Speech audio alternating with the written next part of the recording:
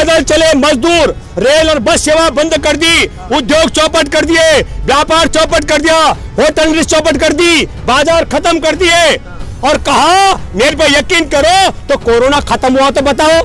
ये अर्थशास्त्र के भी खिलाफ है, समाज शास्त्र के भी खिलाफ है, राजनीतिक शास्त्र के भी खिलाफ है और मानवता के भी खिलाफ है। 6,900 मंडियों की जमीन पर नरेंद्र मोदी की, अदानी अंबानी की नजर है, पर जिस आदमी ने 40 साल तक भीख मांगकर पेट पाला हो, जिसके बाप दादा को खेती किसानी का ज्ञान न हो, वो नालायक बोल सकता है कि ईमेल की तरह मंडी का मामला। हमारे देश का लाल किला और चिड़ियाघर से लेकर LIC से तक, रेलवे से लेकर के और बैंक तक हर इसरो को बेचने की तैयारी है। आप लोग समझ लीजिएगा।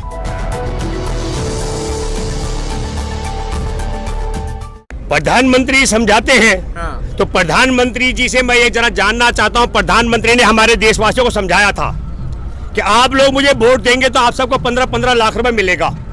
देशवासियों को मिला हो तो बताओ। 2-2 करोड़ लोगों को रोजगार मिलेगा, मिला हो तो बताओ।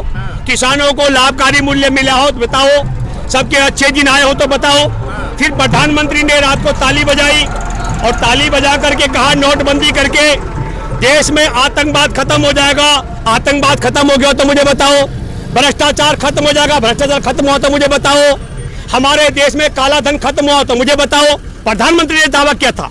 प्रधानमंत्री कह रहे हैं मेरी बात पर यकीन करो, मैं जो बोलता हूँ सच बोलता हूँ। तो 15-15 लाख के लिए झूठ क्यों बोला?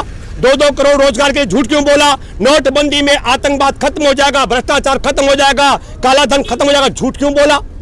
GST के दौरान बोला टैक्स पद्धति बदल करके देश धनवान हो जाएगा, देश कंगाल हो गया, झूठ क्यों बोला?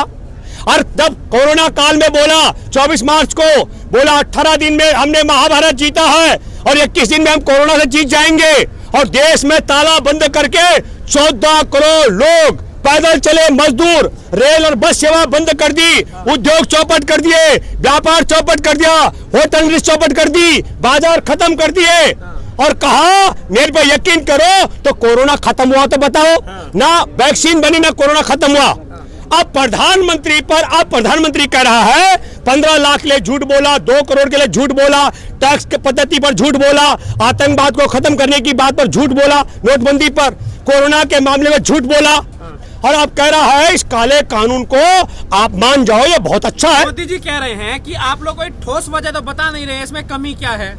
तो मैं 3 कमी बताना चाहता हूं आपके माध्यम से। बताइए। हमारे देश में चुनी हुई लोकतांत्रिक सरकार थी।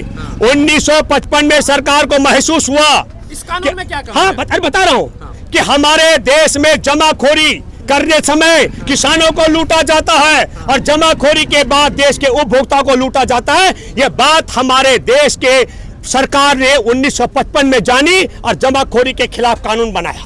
अब नरेंद्र मोदी कह रहे हैं बहुत अच्छा कानून है। मैं आपके माध्यम से जानना चाहता हूं, मोदी हमें बताओ कि देश में जमाखोरी के लिए किसानों को लूटा जाएगा और बाद में मुनाफाखोरी के लिए हमारे देश के उपभोक्ताओं को लूटा जाएगा। ये कौन से शास्त्र का मामला है?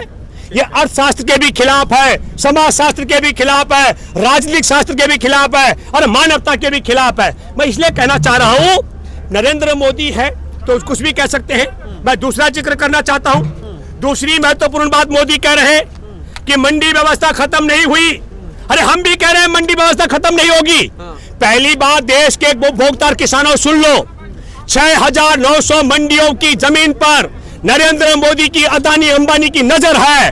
और मंडी व्यवस्था खत्म कैसे होगी मैं बताना चाहता हूं। जो सामान मंडी में जाता है बिकने के लिए, इनकी कंपनियां 2-3 साल तक हमारे किसानों को ज्यादा पैसा देंगी घर पर। हमारे किसान घर बैठे अपना सामान बेच देंगे, मंडियां बंजर हो जाएंगी और फिर ये कहेंगे जैसे लाल किला बेचा, जैसा LIC बेचा। वही तो कह रहे हैं, आप लोग डरा रहे हैं ये हो जाएगा। हम नहीं डरा रहे, आप कानून में हम नहीं, हम बताना चाहते हैं जब मंडी में बिकने वाला सामान घर में बिक जाएगा, बाजार में बिक जाएगा, प्राइवेट मंडी में बिक जाएगा, तो मंडियां बाजार बंद होंगी कि नहीं होंगी? अब मैं आपके माध्यम से आपका सवाल मंडी पर मैं बोलता हूं, प्रधानमंत्री नरेंद्र मोदी ने बाबा साहेब के जन्मदिन पर 14 अप्रैल 2016 को कहा था मैं इनाम योजना लेकर आया हूं, इलेक्ट्रॉनिक नेशनल एग्रीकल्चर मार्केटिंग, और हमारे देश की सारी मंडियां ई पोर्टल में जुड़ जाएंगी और केरल का किसान अपने चावल दिल्ली भेज देगा। अरे मूर्ख आदमी, वो कोई ईमेल है क्या?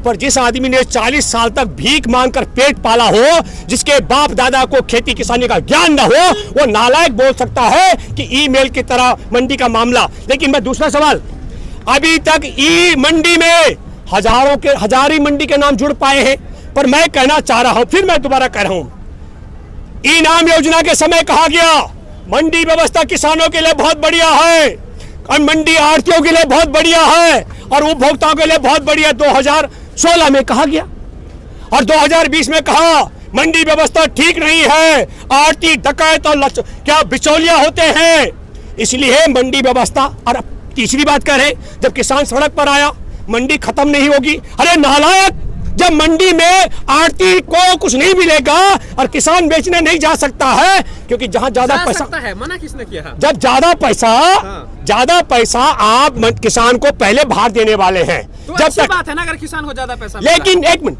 अब आप फिर आपका सवाल है, नोटबंदी के समय मोदी ने कहा था ये देश के लिए है, और मूर्ख अब ताली बजाता है। 3,60,000 उद्योग पर ताले लग गए। मोदी आया, 24 मार्च को ताला लगाया, 21 दिन में कोरोना खत्म हो जाएगा, भारत का बेड़ा गर्क हो गया। भारत की विकास दर संगठित क्षेत्र की -24 में और असंगठित का जोड़ दूंगा -50 में चला गया। हमारे देश का लाल किला और चिड़ियाघर से लेकर LIC से तक, रेलवे से लेकर के और बैंक तक हर इसरो को बेचने की तैयारी है। आप लोग समझ लीजिएगा, आप इस पूरी प्रक्रिया को आपको समझना पड़ेगा कि मोदी जैसे लोग, हम फिर कह रहे हैं, मोदी की बात पर वो यकीन करेगा जो गंद खाता है, और जो मोदी के काले कानून के साथ वो दे सकता है जो किसानों का अन्न पैदा करता है और अन्न खाता है, वो किसान के साथ है और उस काले कानून के खिलाफ है। मैं फिर कहना चाहता हूं, मंडी व्यवस्था में जब आप प्राइवेट मंडियां खड़ी करा देंगे बाहर, प्राइवेट मंडी वाले ज्यादा पैसे में किसान की उपज इसलिए खरीदेंगे क्योंकि उनको 6,900 मंडियों की जमीन छीननी है। एक षड्यंत्र। चैनल को लाइक, शेयर एंड सब्सक्राइब करें और बेल आइकन दबाना ना भूलें।